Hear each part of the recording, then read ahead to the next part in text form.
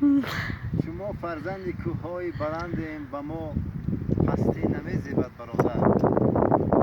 این کوه ها این کوه ها رو با نام اغلوق میشناسند، ولی اون کوهی که در پس من است کوه خوشتریته و بالاتر از این دوزدخانه نام دارد. نمیدونم به چه خاطر دوزدخانه، ولی به هر حال چنین نام دارد و این جایی که من قرار دارم اغلوق است و شاید که نام سعودی است.